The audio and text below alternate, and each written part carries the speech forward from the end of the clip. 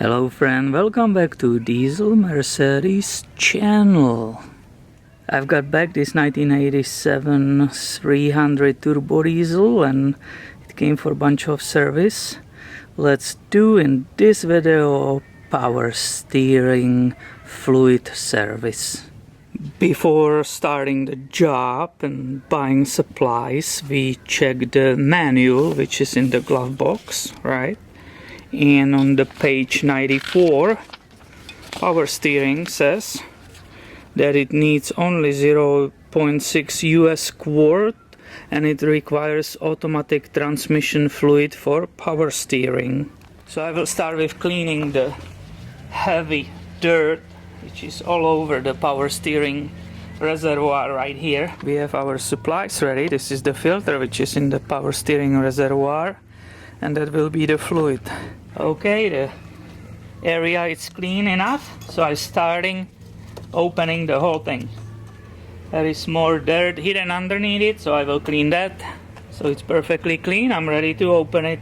I can see the fluid is definitely dark and it needs to be replaced. I show you. The next step is to remove this plastic part which serves the purpose of holding down the filter inside, and also it shows you the level of the fluid. There is basically like a mark. There is a spring underneath it. It's loaded by the spring, so just don't let it shoot out. You see, it pushed all the way up, so I was holding it. I will remove that whole part. As you can see, this is the bolt with the thread. This is the plastic, the level. It will show us the level right here. And this is the spring. Now you need to remove this fluid, the old fluid, from here to even be able to see the filter which is down there. Let's do it this way. Yeah. And I will use this, what is it, turkey baster or what the hell? Yeah, it's a turkey baster. Yeah, turkey baster. Right. And here you can see that it's definitely time to replace it, because that fluid is unfortunately black. And it should be red and kind of clear almost, but it's completely black. That's done. Good time to replace that. Here you can see inside how the filter is finally exposed, and I can grab it with needle nose pliers. Right, I grabbed that filter. You can see it coming out. We'll let it drain a little bit. Now I'm going to continue removing that fluid until this canister is empty. Now you can see inside the reservoir is finally empty. That's awesome. My next step, I will start adding into the system the already new fluid. I'm not putting the filter, brand new filter back yet, because I don't have to. And I'm adding the new fluid, and hopefully you can see it has a really nice and red color. And my next step is to collect the remaining old fluid from the system. So this is the return line, low pressure return line. So I will unscrew this hose, remove it, and I will be collecting the oiled fluid from there.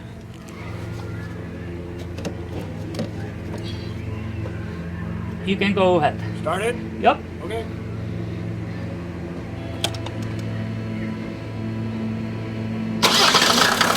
Oh yeah, it's perfectly flowing out.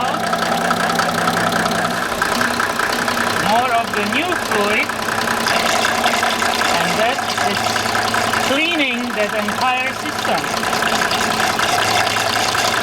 And actually, it perfectly started coming from the return pipe, so we can shut it off. I can perfectly see here in that old container that we flushed the entire system, because the return line was already bringing nice and clear fluid. So this is perfect, and I can put that return rubber line back here. So the whole system is closed again. I attach that return pipe back, and I can start slowly filling up this with that brand new fluid. I will put just a little bit, because I'm going to put there finally that brand new filter. And here we go, German made MAN all the way from there, right? You remember, oh, made in Spain, sorry. You remember, it matters which way it goes. It's not this way. These perforations go on the top. So I can nicely put it down there. The medium will start soaking nicely that fluid, brand new fluid, and I will put a little bit more, but I'm not going to completely fill it up. So now I have these parts, right? You remember the spring? This is the level, and that's where the level is supposed to be, right here actually, yeah, when it's correctly done everything. So this is the way it was inside, and I will put it back. Now I will use this deep socket to finish tightening it. Obviously you cannot put too much of torque on this, so very gently, just against the pressure of that spring, but I think that will be like 8 Newton meters, but just very gently, that's it. That's the max I will tie it to. I will show you the difference. Before we couldn't see the filter, the fluid was so dirty we couldn't see the filter, but right now, look, the level is correctly adjusted at this moment and you can perfectly see through it.